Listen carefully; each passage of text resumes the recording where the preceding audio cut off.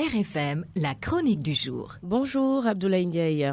Bonjour Anna. La lutte contre l'encombrement urbain et l'insalubrité, c'est le combat engagé par le nouveau ministre de l'Urbanisme en charge du cadre de vie. Une actualité prétexte de votre chronique cette semaine, Abdoulaye Ndiaye. Efficacité et résultats devant la demande sociale qui touche tous les secteurs de notre vie nationale. Voilà qui semble être le défi à relever par un nouveau gouvernement dont beaucoup de membres peinent encore à être identifiés par l'opinion.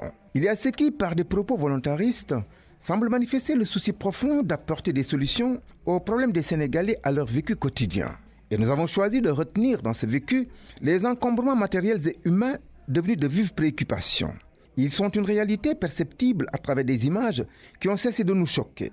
Des garages et autres parkings qui essaiment le long des grandes avenues dans les quartiers populaires ou résidentiels, des ateliers de toutes sortes, cantines ou étalages qui rendent difficile tout accès au stationnement aux abords de nos marchés, offrent le spectacle d'une anarchie dans ces endroits publics et ne semblent indigner personne.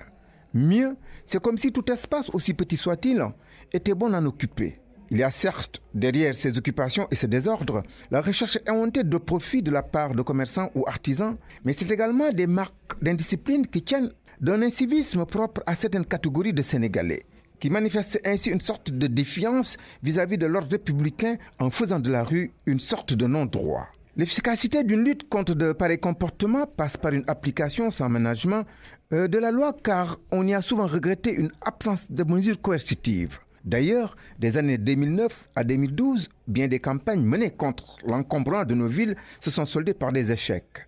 Ils n'ont été que de simples opérations ponctuelles qui établissent une rue, une place, les allées d'un marché, le temps d'une mobilisation des forces publiques, avec un retour à la situation hantée une fois les opérations de déguerpissement terminées. Entendre un nouveau ministre de notre cadre de vie affirmer vouloir agir contre ces pratiques sans état d'âme, est-ce le début d'une nouvelle volonté politique d'arriver à bout de ces plaies visibles dans nos villes et agglomérations?